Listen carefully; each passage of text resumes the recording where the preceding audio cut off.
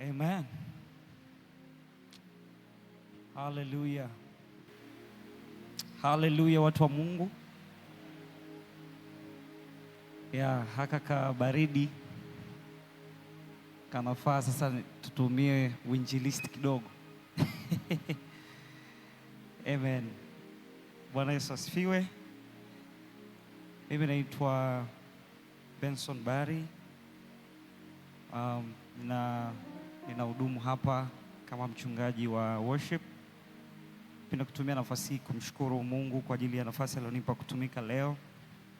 Lakini kipekee ni washukuru wazazi wangu, mchungaji Joel na mama pamoja na uongozi wa kanisa kwa kunipa nafasi ya kuhudumu. Kwa usifanye hivi tu kama sehemu ya protocol, lakini ni kweli na shukuru. Lakini pia nikupongeze, nikupe heri ya mwezi wa 3. Mwambie mwenzako karibu mwezi wa 3. Mwambie mwenzako karibu mwezi wa 3. Lakini mwambie hongera kwa kufika ibadani. Kufika ibadani na hii hali inahitaji kujidhabihu. Kwa jipigie makofi kwa sababu ya kufanya hivyo. Amen. Naomba kujenga mazungumzo kwa dakika chache kwa sababu muda si rafiki.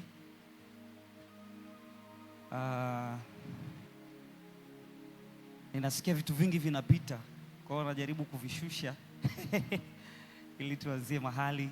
Asubuhi tulikuwa tuna mazungumzo mazuri ya Roho Mtakatifu, nafasi ya Roho Mtakatifu kwenye maisha ya muamini. Na mwezi huu katika kalenda ya kanisa, mwezi wa 3 wote ni mwezi kwa ajili ya kujifunza Roho Mtakatifu. Kwa hiyo nilipofahamu hivyo, nikamwomba Roho Mtakatifu anisaidie kujua nini cha kuzungumza. Na asubuhi tulikuwa na mazungumzo mazuri kabisa ambayo yalikuwa yana mlengo huo, nafasi ya Roho Mtakatifu kwa maisha ya muamini. Kama unaandika unaweza kaandika hivyo, nafasi ya Roho Mtakatifu katika maisha ya muamini.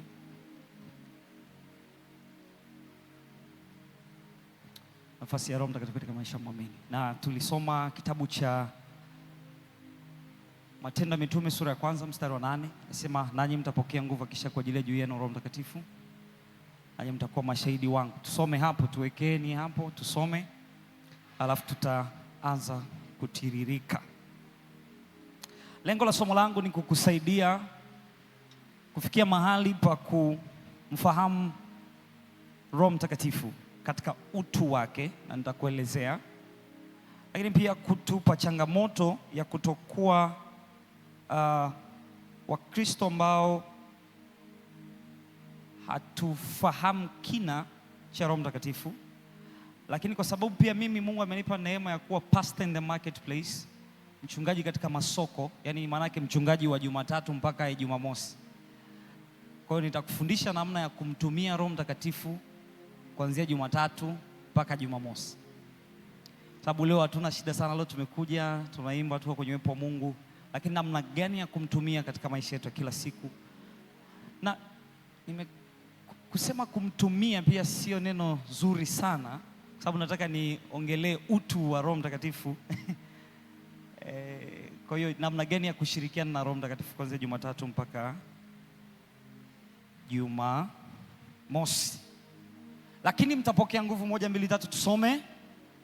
Lakini mtapokea nguvu akiisha kwa ajili ya juu yenu Roho Mtakatifu, nanyi mtakuwa mashahidi wangu Samaria na hata mwisho wa nchi. Sasa mimi ni mwalimu, kwa hiyo mtaniruhusu nijenge mada pamoja, si ndivyo? Kwa dakika 30. Dhumuni la somo hili kwa dakika hizi chache ni kumfahamu kwanza Roho Mtakatifu au fundisho la Roho Mtakatifu.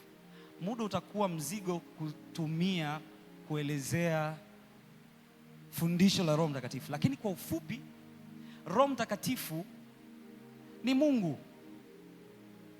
Tutakupa maandiko, lakini andika Roho Mtakatifu ni Mungu. Lakini Roho Mtakatifu, nikisema ni Mungu, maana yake si Mungu mdogo. Kwa sababu tunafikiri kama, kwa sababu mara nyingi tukizungumza Roho Mtakatifu tunafikiri kwamba Mungu Baba ndo anakuwa kama mkubwa, alafu Mungu Mwana anafuatia, alafu Mungu Roho Mtakatifu ni kama mtoto wao. Alright? Sasa haiko hivyo. Katika kampuni ya uungu, katika kampani ya uungu, Utatu Mtakatifu, Baba, Mwana na Roho Mtakatifu wote wana uungu sawa. Alright? Tuende kwanza pamoja, kwa sababu huko mbele na kwenda itahitaji kuwa na hiyo foundation. Wote wana uungu sawa, wote wana sifa moja, wote wana uwezo. Ukisoma Matendo ya Mitume 5:3 mpaka 4 anasema ni ile story ya kwamba umemdanganya Roho Mtakatifu, umemdanganya Mungu. So ile story ya Anania na Safira, mpeleka pale sadaka na nini na vitu kama hivyo, wakawa wamemdanganya Roho Mtakatifu. So unakumbuka ile story? Biblia inasema sasa katika Matendo 5:3 mpaka 4 anasema ukimdanganya Roho Mtakatifu umemdanganya Mungu. Hiyo nataka kuonyesha uungu wa Roho Mtakatifu. Lakini Wakorintho wa 2:3-17 anasema Bwana Mungu ni roho. Mathayo 28:19 inaonyesha kwamba Roho Mtakatifu ni sawa na Baba na ni sawa na Mwana. Pata muda kasome hayo maandiko, sitakuwa na muda wa kuyasoma sasa hivi kwa sababu yuko unakotaka kwenda. Hiyo ni Mathayo 28:19. Lakini Roho Mtakatifu anabeba tabia za uungu ambazo ni kuwa kila mahali, omnipresent. Roho Mtakatifu yuko kila mahali kama Mungu Baba alivyo kila mahali, kama Yesu alivyo kila mahali. Lakini anajua yote. Tunasema Roho Mtakatifu ambaye anajua yote huyachunguza hata mambo ya ndani ya Mungu. Si ndivyo? Tunakwenda haraka. Lakini namba 2 ambapo nataka nikae kidogo, alafu nitakupeleka kwenye kina cha somo langu la siku leo, ni utu wa Roho Mtakatifu. Sijajua kwa Kiswahili the person of the Holy Spirit tunasemaje? The person of the Holy Spirit. Ni utu wa Roho Mtakatifu. Kwamba Roho Mtakatifu sio moto, ila anaweza kujidhihirisha kama moto. Tusichanganye, kwa sababu ni muhimu sana kufahamu hilo fundisho, sababu leo nataka nikupeleke mahali ambapo unaweza ukawa na mahusiano naye. So Roho Mtakatifu si njiwa. Hello? Lakini anaweza kujidhihirisha kwa hiyo, ni symbol, hiyo ni alama. Inaweza kuwa ni alama yake ya kumwakilisha. Roho Mtakatifu si maji, lakini anaweza kujidhihirisha kama maji mengi. Maji kabisa, maji yakatokea. Roho Mtakatifu si upepo, lakini anaweza akaja kama upepo. Kama kwenye Matendo 2, ile story inasema walikaa hivi, alafu wakasikia kwenye upper room, kwenye chumba cha juu, wakimngoja ile ahadi kutoka mbinguni, wakasikia upepo, si ndio? Tuliimbaga zamani, ziliwatokea mtu jikumbushe zamani kidogo, twende kazi. Zilizo kama mbona kama jenzia waimbi jenzia wele hizo nyimbo za wakuu. Kwa hiyo katokea kama upepo, katokea kama ndimi za moto. Sasa kwa nini nataka kusema, nataka tujifunze utu wa Roho Mtakatifu kwa sababu ni mtu. Na ndio maana Biblia inasema usimzimishe Roho Mtakatifu. Sababu ni mtu, anaweza lakini anasema Roho Mtakatifu naye hutuombea kwa kuugua. Ushasikia hilo neno? Moto huwezi kuugua, ndio? Upepo huwezi kuugua. Huwezi kama tunafikiri Roho Mtakatifu ni kama nishati, huwezi kuichukiza nishati. Huwezi kuchukiza nishati. You cannot grieve electricity or power or fire. Lakini mtu, kwa sababu ni mtu. Kwa hiyo nitaka kuweka kwanza huo msingi ili uko tunakoenda tuwe sawa. Hilo ni fundisho la Roho Mtakatifu kwa haraka. Na sifa nyingi na nyingi na nyingi na nyingi. Ziko argument nyingi juu ya utatu wa Roho Mtakatifu na vitu kama hivyo, lakini hatuna muda wa kuzungumza. Na kwa sababu watu walifika mahali pa kushindwa kuelewa utatu unakaaje na wote wanakuwa Mungu, inafanyaje kazi. Sasa the fact kwamba tumeshindwa kufahamu haimaanishi kwamba si kweli. Na ndio hiyo inaleta ukuu wake. Ni sasa na maji yanaweza kubadilika state, akawa gesi, akawa barafu. Maji yanaweza akawa barafu, yanaweza akawa mvuke na nini na liquid na gesi. Ndio? lakini yote ni maji. Yakiwa kwenye gesi ni maji, yakiwa kwenye barafu hayawi maji machache kuliko maji yenyewe, yote ni maji. Okay, sasa leo nataka twende kwenye kitu cha msingi sana. Biblia inasema mtaipokea nguvu akiisha kuajilia juu yenu Roho Mtakatifu. Mtaipokea nguvu, tuseme nguvu. Lakini swali la msingi ni unafanyia nini hiyo nguvu? Sisi kama TAG tunamtaka Bwana na nini, lakini tusipojibu swali la ni nini tunafanyia hizo nguvu, uamsho hautakaa na kudumu. Kwa nataka nilete balance kwa neema za Mungu na kwa unyenyekevu mkubwa. Nataka nilete balance ya, kwa leo sitazungumzia sana mambo ya kupokea nguvu na kupokea roho. Nataka tuzungumzie kwanza kwa nini tupokee hiyo nguvu, lakini namba mbili, baada ya kupokea nguvu tunatakiwa tufanye nini? Kwa sababu kwenye kila nguvu unakuja uwajibikaji. Huwezi kupokea nguvu ili ujisikie raha. Hello? In every power there comes great responsibility. Kwenye kila nguvu inakuja, lazima kwa inatumika wapi, kufanya nini. Kwa hiyo baadaye tutakuwa na wakati wa kuomba Mungu atujaze, lakini kabla ya kujazwa yatupasa kuelewa ni nini tunabidi kufanya na hiyo nguvu. Haleluya. Kwa hiyo Roho Mtakatifu anasema mtaipokea nguvu kisha kujilia juu yenu Roho Mtakatifu, nanyi mtakuwa nini? Mashahidi wangu. Kwa ile nguvu inatumika kwenye kufanya nini? Kuwa shahidi. Tumeelewana mpaka hapo? Mimi ni mwalimu na nitarudia hata mara 4 mpaka tuelewe. Kwa hiyo nguvu inatumika kutusaidia kwenye ushahidi. Sasa changamoto, tunafikiri kwamba ile nguvu ya Roho Mtakatifu ni ya kutumia kanisani.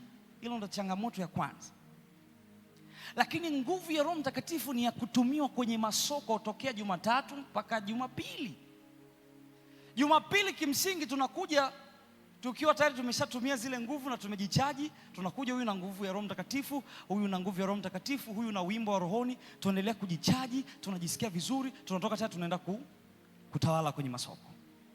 Sasa nachojaribu kukileta ni kwamba Roho Mtakatifu lazima tujibu hili swali. Kwa nini akupe nguvu? Kwa sababu changamoto ya nguvu ya Roho Mtakatifu inaitwa upako kwa jina lingine. Upako kazi yake ni kuzidisha, kuamplify who you are. Ndio maana Roho Mtakatifu anapenda sana vile unakuwa kuliko vile unafanya. Nitarudia tena. The Holy Spirit is so much interested in who you become than what you do. Anapenda vile unakuwa kuliko vile unafanya, kwa sababu vile unafanya ni matokeo vile ulivyo. Kwa hiyo ukibadilishwa vile ulivyo utafanya vizuri zaidi. Tumeelewana? Hello? Ndio maana asubuhi nikauliza swali. Nisema, okay, tunakupa leo nguvu ya Roho Mtakatifu. Atukupi hiyo. Si ngani mimi ndo nimejimilikisha. Leo tunaomba nguvu ya Roho Mtakatifu itushukie. Na Roho Mtakatifu ni mwaminifu. Atatushushia Roho wake Mtakatifu. Lakini Roho Mtakatifu ni anointing pia, ni ina nguvu. Ni ana nguvu. So ana nguvu. Na nataka nisisitize kwa sababu tumeshasema sio moto, sio nini. Kuna ile kitu cha kusema tunataka tumtumie Roho Mtakatifu. Unajua sabuni unaweza ukaitumia, ukimaliza kiisha unatupa kule, si ndio? Au kibaki kile kipande kidogo unakitupa. Lakini kwa sababu tumeshasema ni mtu, manake haumtumii, unamruhusu akutumie au unafanya naye kazi kwa pamoja. Haya, sasa leo tumekupa nguvu ya Roho Mtakatifu na Roho Mtakatifu anakuja kuzidisha vile ulivyo. Haya, bado hujaacha uongo. Kila mtu sitaki tujifichie kwenye hatuko perfect, lakini pia nataka nilete balance. Kwamba ni lazima tujichunguze maisha yetu, kwa sababu nilitoa asubuhi angalizo kwa nini watu wengi baada ya kupokea nguvu ya Roho Mtakatifu nimefanya research na maisha yangu mwenyewe ni shahidi ya research namba moja, wanakuwa wabaya kuliko walivyokuwa mwanzo, kwa sababu Roho Mtakatifu na nguvu zake akija, anakuja kukuzidisha ulivyo. Kwa kama haujaachilia, kwa sababu ni Roho Mtakatifu, kama haujaachilia tamaa mbaya, ile nguvu inakuwa iko pale, na kwa sababu haina mahali pa kwenda kufanyiwa kazi, inaanza kugeuka, inazidisha vilivyoko ndani. Nina make sense? Nitarudia tena.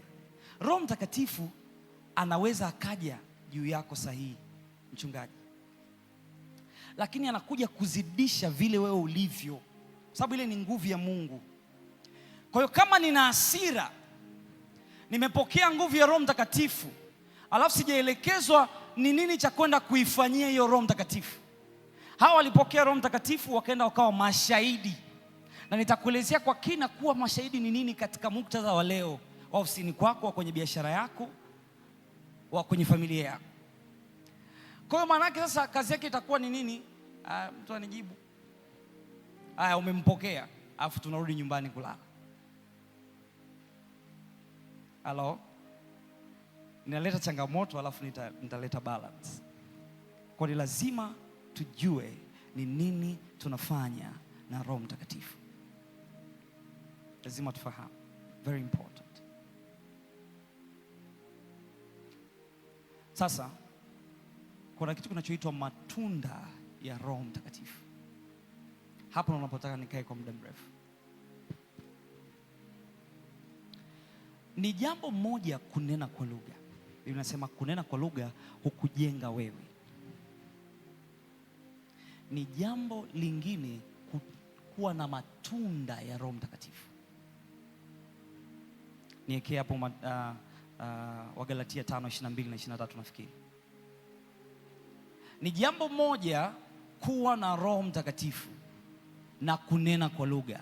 Ni jambo lingine kutengeneza matunda ya Roho. Na matunda haya sasa ndio yanayotumika kwenye masoko. Halo? Halo? Hem, tuseme pamoja masoko. Masoko. Masoko ni pale kazini kwako, ni pale kwenye kazi yako. Ukinena kwa lugha unajijenga mwenyewe. Na nasema he who speaks in tongues edifies himself. Anajenga mwenyewe. Alafu nyingine nasema anayenena kwa lugha anajenga imani yake kutokea sehemu takatifu. Builds his faith, his innermost holy faith. Kwa hiyo haitakusaidia kama utaishia hapo kunena kwa lugha, lakini tunda la Roho ni, tusome kwa pamoja. Mbona tusomi kwa nguvu? 1, 2, 3 twende. Upendo, amani, uvumilivu, utu wema, fadhili, uaminifu. Tuache kwanza hapo kabla tujiendelee mbele. Kwa hiyo hata kama nitanena kwa lugha lakini siwezi kupenda, nimependa kwenye kuna translation inaitwa amplified. Amplified wanasema kupenda na kujali kusipotaka fadhila. Hapo ndipo Roho Mtakatifu anapoonekana. Na wanasema Roho Mtakatifu sio kwa ajili ya kuja tujisikie vizuri hapa. Lakini je, tunaweza kuchochea karama ya Roho Mtakatifu ndani yetu tukafikia mahali pa kuzaa matunda na kuanza kuwa na upendo? Moja kati ya dalili ya kwamba umejaa Roho ni namna unavyopenda pia. Nataka nikuondoe kwenye kunena kwa lugha tu, sababu tumejifungia hapo muda mrefu kama kanisa. Sisemi kunena kwa lugha, mimi napenda kunena kwa lugha. Sisemi nguvu mimi ni mwanafunzi wa nguvu, napenda nguvu, najifunza nguvu. Mimi ni mwanafunzi wa shule ya nguvu kabisa. Lakini nguvu isipokuwa balanced itaweza kufanya mauaji. Kwa hiyo dalili nyingine ya kwamba Roho Mtakatifu ameanza kujidhalisha na anatoa matunda ndani yetu ni furaha. Kwa hiyo dalili nyingine ya kupima kama umejaa Roho ni kiwango chako cha furaha. Na takwimu zinasema, takwimu zangu lakini sio za kisayansi kwamba walokole ndio watu wanaongoza kuwa na depression. Sasa sijui kwa nini, labda kwa sababu hatuja au tumemfungia kwenye kunena kwa lugha. Amani, uvumilivu. Fikiria umejaa roho lakini huwezi kuvumilia watu. Na asubuhi nilijaribiwa, namwambia jamaa peleka mstari wa mbele apeleki, peleka mstari wa mbele apeleki, peleka wa mbele apeleki. Nikasema okay, natakiwa niwe na tunda la uvumilivu. Yaani mvumilie. Uvumilivu jamani. Hebu tuseme uvumilivu. Utu wema. Fadhili. Jinsi unavyofadhili wengine inaonyesha kiwango chako cha kujaa roho wa Mungu, lakini mahali ambapo umefikia umeanza kuzaa matunda. Kwa sababu haya ndio yanakusababisha uweze kuishi na watu Jumatatu. Halo? Uweze kusema kwamba nimeokoka, nimejaa. Unaweza ukaja hapa nikawa nanena kwa lugha, sebele haya kapasana yebele bele. Lakini siwezi kufadhili watu. Twende mbele. Twende mbele, twende 23. Lakini siwezi kufadhili. Upole. Na Kiingereza haisemi upole, inasema kuwa na tabia kama ya kuelewa wengine. Sababu upole pia sio kukaa kimya. Hata tukiichambua katika kina chake, huyu aongeagi, gusa, ingia kwenye 18 zake ndio utaelewa. Kiasi. Napenda Kiingereza hapa hiki kiasi inaita self control. Uwezo wa kujitawala, kutawala hisia zako, kutawala tamaa zako. Ni moja kati ya dalili zinazoonyesha kwamba tunda limeanza kukua. Juu ya mambo kama hayo hakuna sheria. Hakuna sheria. Sasa natamani tujitafakari namna ambavyo tumemruhusu Roho Mtakatifu atuzalishie haya matunda. Mimi leo najenga mtazamo mwingine wa namna tunavyoweza kuwa effective kwenye masoko, kwenye maisha ya kawaida, Jumatatu mpaka Ijumaa mpaka Jumamosi, ili watu wayaone matendo yetu mema, wamtukuze Baba yetu aliye mbinguni, si ndivyo? Lakini kuna dimension nyingine ya Roho Mtakatifu ambayo inaitwa ubora, hekima, maarifa. Nipe Kutoka 32:2 na 3 na 4. Nataka nikuonyeshe maeneo mbalimbali ambayo Roho Mtakatifu anaweza kutusaidia katika maisha yetu ya kila siku. Haruni akamwambia ni Kutoka 32 mnenda 3. Exodus ni Kutoka, si ndio? Au ni 30 ngapi? Asubuhi tuliweka ngapi? Okay. Sawa. Ile ya Bezaleli ile. Angalia, yes, ya Bezaleli 31, sorry. Angalia, nimemwita kwa jina lake Bezaleli mwana wa Uri, mwana wa Huri, kabila ya Yuda. Tuende namba 3. Nami nimemjaza Roho wa Mungu. Asikiliza kazi ya Roho Mtakatifu akikujaa, ili tusiishie tu sata kapalada alafu unakanyaga watu,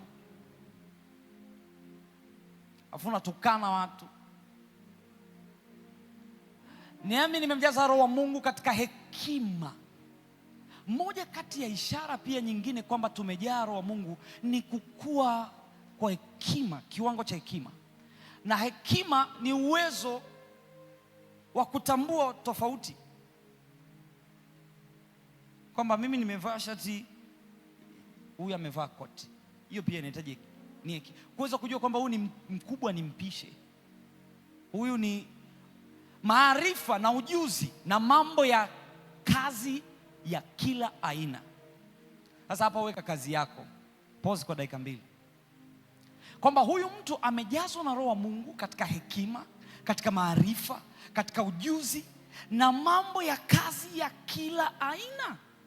Wewe ni mfanya biashara, wewe ni mtu wa accounting, wakati unajaza whatever in your kwenye mfumo wenu, whether mnatumia Excel au nini, chochote mnachotumia, unahitaji roho wa hekima akusaidie ili uwe na ubora, kwa sababu walokole sisi ndo tuna sifa ya kutokufanya kazi kwa ubora. Kwa sababu gani? Na Roho Mtakatifu. Roho Mtakatifu ameniambia nisifanye hiyo kazi. Unanijibu hivyo, mimi ndo bosi wako? Roho Mtakatifu ameniambia nisifanye hiyo kazi, ni ya kishetani. Sawa, tuwekeo mstari tuangalie hiyo kazi ya kishetani inaendaje. Okay. Vumilivu na vumilivu ni tunda la Roho. Tuwavumilie. Wa ibada ya kwanza waliweza kuvuka, walionyesha kwamba wamekomaa katika uvumilivu na tunda la Roho, na sisi pia tuvuke hapa. Kuna mtu amepata kwenye manyo? Inasemaje pale 32 31 mstari wa 4? Tuendelee.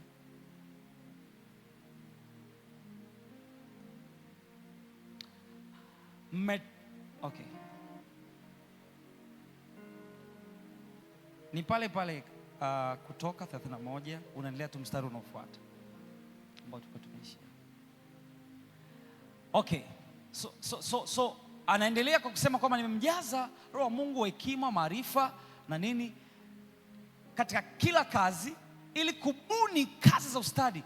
Mahali pa ubunifu ni mahali panapohitaji kina cha huduma ya Roho Mtakatifu. Kwenye ibada ya Kiingereza ilikuwa nasema to create artistic work. Wale ambao wako kwenye kazi za sanaa, kama naongea na ndugu yangu Suda, kaambia sio kwamba mchungaji anahitaji Roho Mtakatifu zaidi ya Suda ambaye yeye ni artistic design. Sio kwamba mchungaji anahitaji Roho Mtakatifu zaidi kuliko wewe accountant. Sio kwamba Roho Mtakatifu sio kwamba mchungaji ndo anahitaji Roho Mtakatifu zaidi to make artistic designs for work. Asante sana watu wa media, mko vizuri, Mungu awabariki sana. Sio kwamba mchungaji ndo anahitaji Roho Mtakatifu zaidi kuliko wewe mfanyabiashara pale kwenye store yako Sabasaba au kwenye genge lako. Anasema eka Kiswahili kaka, ili kubuni kazi za ustadi, ili kubuni kwa sehemu ya ubunifu. Unataka kubuni, kuboresha, kuwa bora kazini, kuwa bora kwenye kile ambacho unafanya, unamhitaji Roho Mtakatifu. Kuwa fundi wa dhahabu, unataka kuwa fundi wa dhahabu. Okay? Ningetakiwa niwe na Biblia tu manya. Asante. 32 wa dhahabu unanite wa dhahabu na wa fedha na wa shaba. Tuendelee. 5. Na kukata vito kutiwa mahali. Yaani kukata vito inahitaji Roho Mtakatifu. Yaani kukata vito, kukata mawe. Hii ni kukata mawe. Jamani, mtu ulizane, kukata mawe inahitaji nini Roho Mtakatifu? Aya, basi sawa. Aya, kuchora miti. Yaani kuchora miti inahitaji Roho Mtakatifu. Halo? Na kufanya kazi ya ustadi wao, tunaona jamaa anatumia ustadi. Maana yake ustadi umefungamanishwa na Roho Mtakatifu. Halo? Ustadi umefungamanishwa na Roho Mtakatifu. Sisi ndio watu Mungu aliotuita katika kizazi hichi kutoa majibu ya kazini pale. Nimesema kuna watu kesho utakuta wanaenda kwenye vile vikao vya evaluation. Kuna watu kila Jumatatu unakuta wana vile vikao vya evaluation ofisini kwao, vya tathmini. Au labda mingine mnafanya kile Ijumaa. Nimekufundisha mwanzoni, Roho Mtakatifu ni mtu. Kaa pale kama mtu Mungu alikupanda pale, mwenye akili ya mbinguni. Sema, Roho Mtakatifu, nipe wazo ambalo nikilisema hii taasisi itaokolewa kwa miaka 10 inayokuja, itapata faida zaidi miaka 10 inayokuja. Haya ndio mambo yaliyomfanya Yusufu kuwa the prime minister kwenye nchi ya ugeni. Yaani wale wanaweza wakaenda Kenya ukawa waziri mkuu. The Bible says tumpate wapi mtu kama ambaye Roho wa Mungu anakaa ndani yake. Roho wa Mungu sio kwa ajili ya wachungaji, ni kwa ajili ya mawaziri wakuu guys, kwa ajili ya maraisi, kwa ajili ya accountant, kwa ajili ya watu wanaofanya kazi zote za ustadi, kazi zote za ustadi. Unaenda pale kwenye kile kikao, unasema Roho Mtakatifu, nimejifunza wewe jana, nimegundua sitaki kuishia tu kunena kwa lugha, lakini lugha itafsiri majibu ya watu. Hii lugha ninayozungumza kama haiwezi kutafsiri, maana yake ni nini sasa? Tuongee Kifaransa tu, bonjour professeur, comment ça va? Ça va bien, je m'appelle, je m'appelle, na waingiza mkenge. Hakuna hiyo lugha ninayozungumza. Yusufu anakuwa mtu anayetoa suluhisho kwa rais. Kwa sababu gani? Roho wa Mungu, Roho Mtakatifu yuko juu yake. Nampenda, modo wangu kwenye Biblia ni Daniel na marafiki zake. Danieli sura ya 3, mfalme rais, nitumie neno la leo, rais alivyomuita ikulu na kuongea naye na kumpima katika mazungumzo, akasema huyu jamaa, hata Biblia ya Kiswahili imeandika hivyo, ni kama ana roho za miungu, yani ni kama miungu, kwa sababu yule jamaa alikuwa ni mtu wa miungu. Si unajua Nebukadnezar alikuwa anaabudu miungu, alikuwa ni mtu wa system za kibabeli, the Babylonian system. Kwa sasa hivi tunaweza tukaita kama Illuminati, Freemasons, watu wa Freemason kwa sasa, kwa tafsiri ya sasa. Haya, jamaa anaongea kama miungu, kama mmoja ya miungu. Alafu mfalme anasema nilivyompima katika maeneo,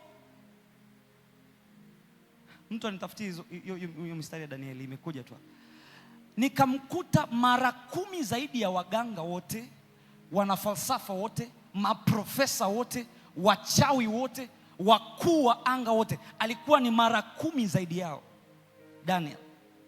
The Bible says, and Daniel was found 10 times better than all sorcerers, witches, professors, philosophers na watu kama hao. Kwa sababu gani? Roho wa Mungu, Biblia inasema, alikuwa juu yake. Ukienda sasa sura ya 9, Danieli anasema, na Danieli kwa kusoma akajipatia ufahamu, na roho ya hekima ikawa juu yake.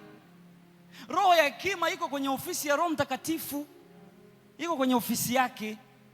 Kwa tusimzuie hapa, afu tukaenda kwenye kesho Jumanne au Jumanne unaitwa kwenye serikali ya mtaa pale mtaani kwenu, wanasema sasa haya mashimo kila tukiweka zile za kufunga wanaiba, kila tukiweka ndo mtaani kwetu, kila tukiweka ile mashimo chemba vijana wanakuja wanaiba, tufanyeje?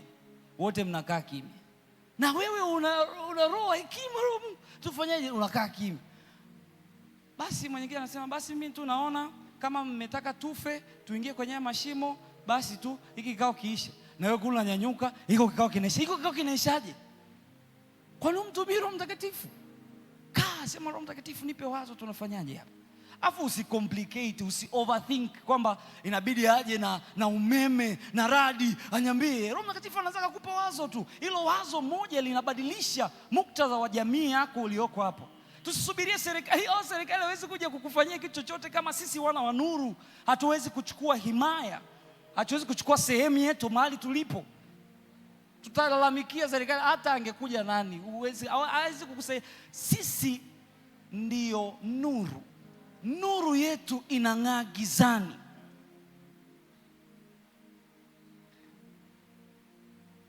Kwa namna gani? Kutatua matatizo ya kila siku. Lazima tufundishwe na tujifunze kupitia huduma ya Roho Mtakatifu namna ya kuwa solution oriented people, watu wa kutoa suluhisho, jawabu. Na huduma ya majawabu ni huduma ya Roho Mtakatifu. Si ni mshauri mwema, mshauri wa ajabu? Si ni mshauri wa ajabu Roho Mtakatifu?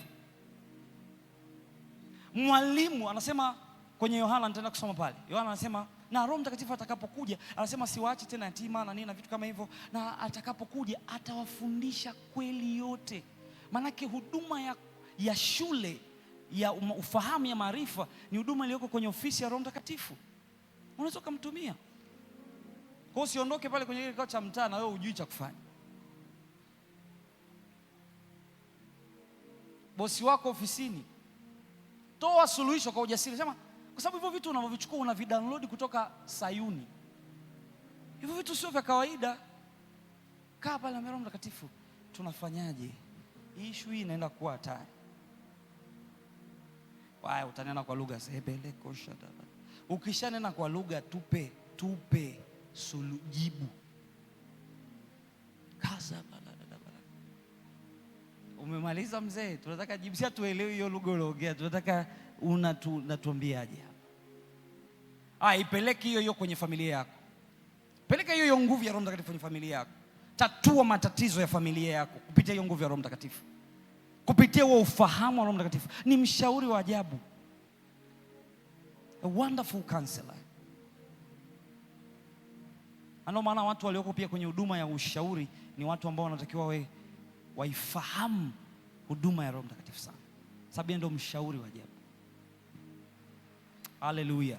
Jamani, tunajifunza. Mimi namaliza.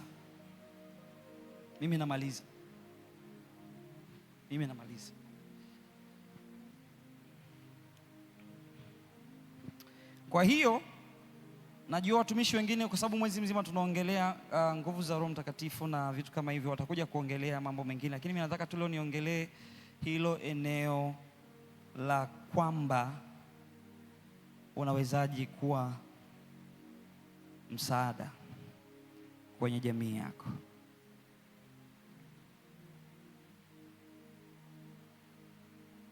Kwani lazima tulete balance kati ya nguvu na kuelewa namna ya kuitumia hiyo nguvu. Lengo langu ni kwamba ukitoka hapa na tukienda kwenye maombi ya kujazwa na Roho Mtakatifu au ya kumwomba Roho Mtakatifu akufurikie, ni uweze kujua ni namna gani. Najua kuna mtu anasema wewe mjui bosi wangu. Sawa, mimi simjui, lakini Roho Mtakatifu sana mjua au Roho Mtakatifu amjui bosi wako. Ajua kuna mtu anasema au mjui mume wangu, lakini Roho Mtakatifu anamjua. Au hujui hali ya biashara sasa na hizi mvua.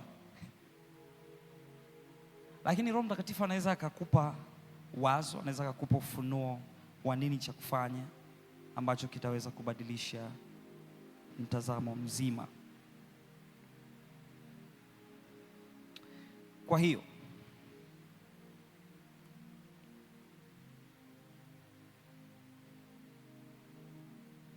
ninapokwenda kumaliza, nataka utafakari ukiwa umesimama. Nataka utafakari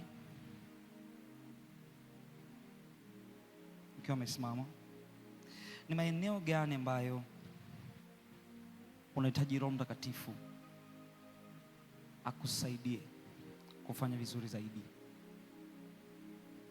Je, ni katika eneo la uvumilivu, jinsi unavyovumilia wengine? Katika eneo la self control?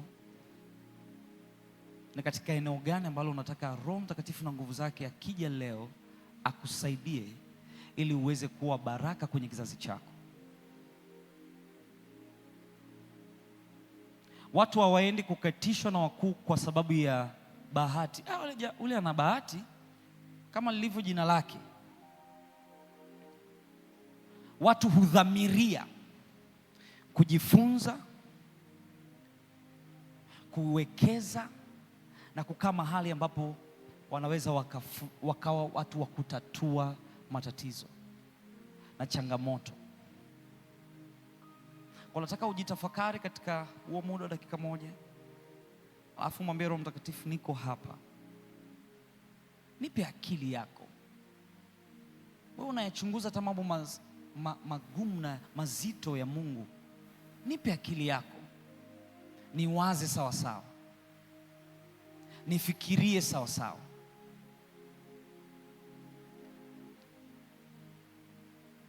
Kama Mungu amekupa nafasi ya kukaa karibu na ikulu, ushauri ikulu sawa sawa. Kama Mungu amekupa nafasi ya kukaa karibu na katibu kata, umshauri katibu kata sawa sawa.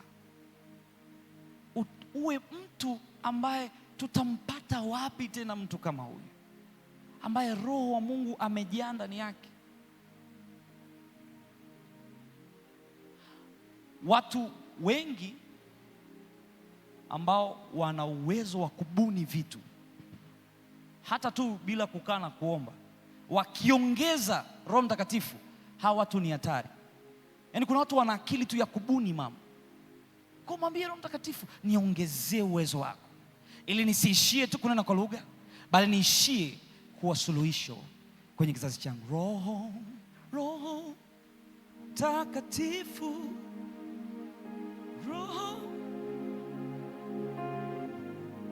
Roho Mtakatifu, yu juu yangu sasa. Roho, come on, lift up your voices. Roho Mtakatifu,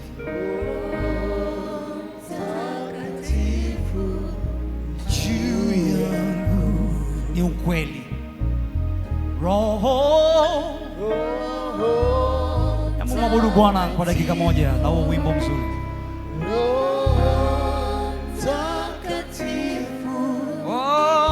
Roho Mtakatifu, yu juu yangu, yu juu yangu sasa.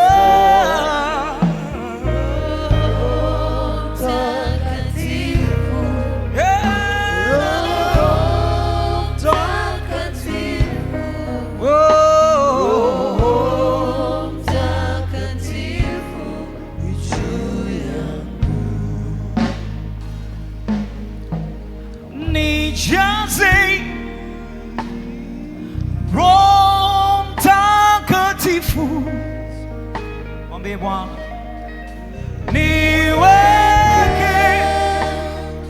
karibu nawe, akupe akili na kurejeshe furaha. nirejeshe Bwana, ni maombi yangu.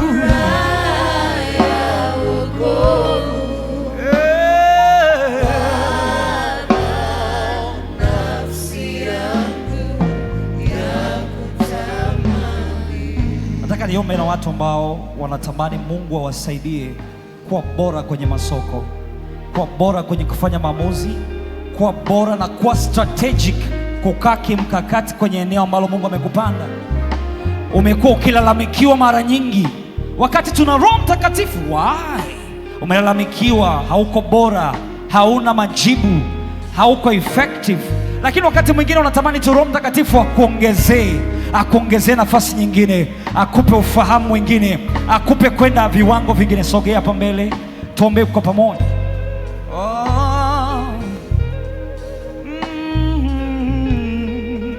Juu yangu Roho Mtakatifu, Roho Mtakatifu,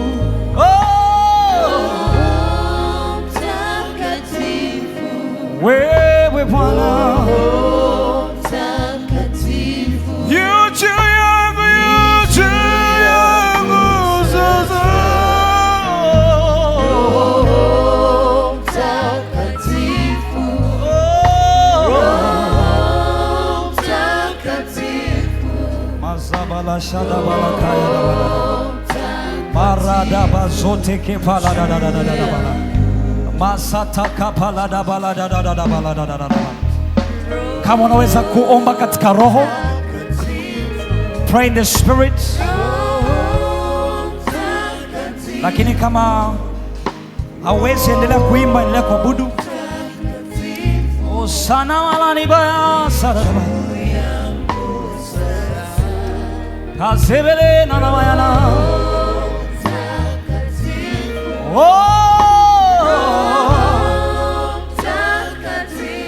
Masereba na na na na.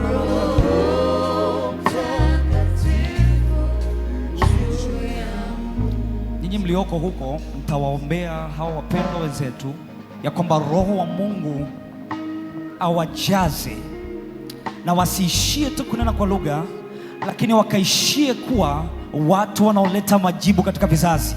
Majibu ya vizazi yamefungwa kwetu. Tuna akili ya Yesu. The Bible says we have the mind of Christ. Tuna akili ya Yesu.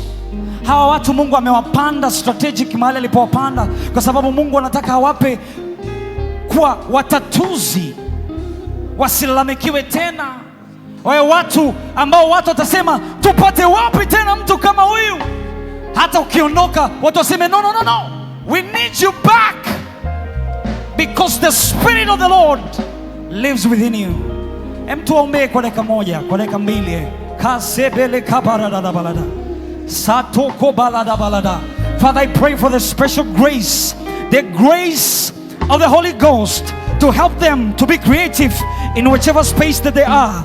Katika jina la Yesu, wasaidie Bwana, wasaidie kwa majibu, wasaidie mfalmani, wajaze, wafurikie, wape Bwana haja moyo wao, wanakutamani, wana shauku na wewe Bwana. Wape kuwa msaada kwenye kizazi chao, wape kuwa msaada kwenye familia zao, wape kuwa msaada kwenye kata zao, wape kuwa msaada kwenye maisha yao Bwana, kwa wazazi wao, kwenye familia zao, kwa mabosi zao, kwenye kampuni zao. In the name of Jesus, I pray, oh God, for the special grace, the grace to be creative, the creative space anointing in the name of Jesus. Katika jina la Yesu, pokea upako, pokea nguvu za Roho Mtakatifu zitakazoweza kukusaidia kubuni. Roho ya Bezaleli, Roho ya Bezaleli, kama Bezaleli, Roho Mtakatifu kama Bezaleli alivyokuwa stadi, alivyokuwa mjuzi, alivyokuwa na hekima, alivyokuwa na maarifa. Pokea sahihi, pokea sahihi. Parabasobeleke balada balada, kabasobelede balada. Hata kama umebaki kule nyuma, lakini ni shauku yako kupokea Roho wa Mungu atakayekusaidia kuwa 10 times better, kuwa mara 10 zaidi kama Danieli, kuwa mtu bora kama Yusufu. Receive it in the name of Jesus. Rabasobeleka pasata kapalada rande bezede belede. Hata kama unataka kuongezeka kwenye upigaji wako, hata kama unataka kuongezeka kwenye kazi yako, mwambie Roho Mtakatifu, nisaidie, nipe mafunuo mapya, nipe uwezesho mpya, nipe akili mpya, nipe nguvu mpya. Come on, pray. Roho Mtakatifu yuko hapa kukujaza. Roho Mtakatifu yuko hapa kukutia nguvu. Roho Mtakatifu yuko hapa kukuinua tena. Roho Mtakatifu yuko hapa kukupa heshima yako tena katika kizazi hiki kilichopotoka. Mungu amekuchagua wewe kama mtatuzi, kama mtu wa kuleta majibu, kama mtu wa kuleta majibu. Mwambie Bwana, nifanye kuwa jawabu. Mwambie Roho Mtakatifu, nifanye kuwa jawabu. Sataka balada balada balada. Watu wa pili nataka kuomba nao ni watu ambao wanataka kujazwa na Roho Mtakatifu na waweze kunena kwa lugha. Kuna umuhimu mkubwa sana. Sijataka kuingia kwenye faida za kunena kwa lugha, lakini kuna umuhimu mkubwa sana. Watu hushinda vita nyingi kwa sababu yeye anenaye kwa lugha hujijenga, na ukijijenga na unafikia mahali pa kuzaa matunda. Kwa kama unataka kujazwa na Roho Mtakatifu na kunena kwa lugha, baki hapa. Kama uko kule unataka kujazwa na Roho Mtakatifu unene kwa lugha, njoo tumalize na hao. Asante sana kwa shauku. Ninafurahi kuona kizazi chenye shauku ya kujazwa na Roho Mtakatifu. Kama uko huko unaweza kusogea.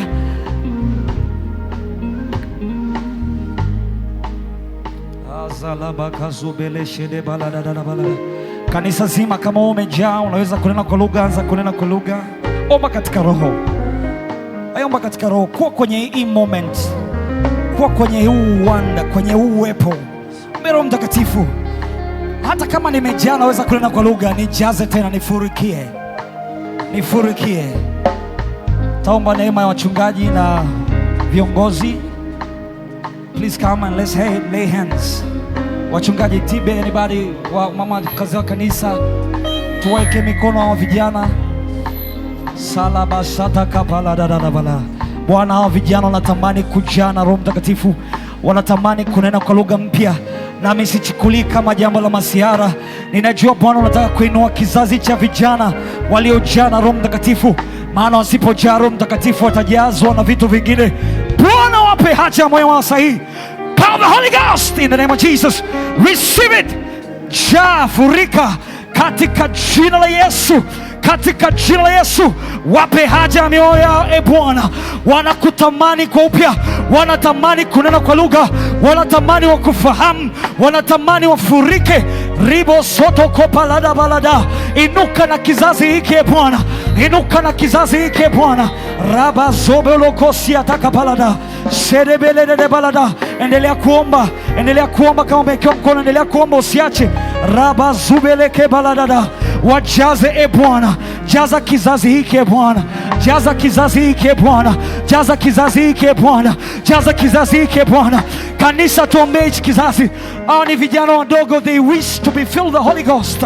Parabazobele kabayada soto kopala balabalada ike perede belede basata kabalada. Wafurikie Bwana, wajaze Bwana, waweze kuzungumza kwa lugha mpya kama siku ile Pentecost. Bwana, wajaze tena, wajaze tena Mfalme, wajaze tena mwaminifu, wajaze tena Baba wa milele.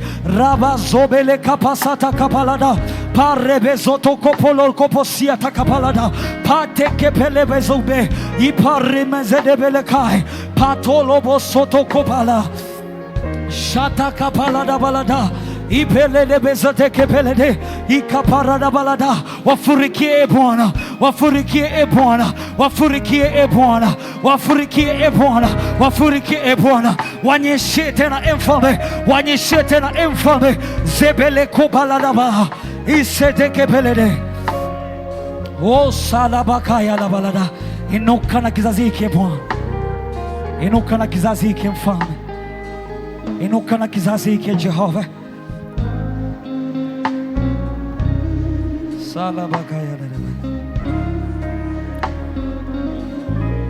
Pale ulipo, kama uko kule nyuma, kama unamwamini Mungu kwa juu ya jambo lolote, mpenyo wote, ndamalize kwa maombi.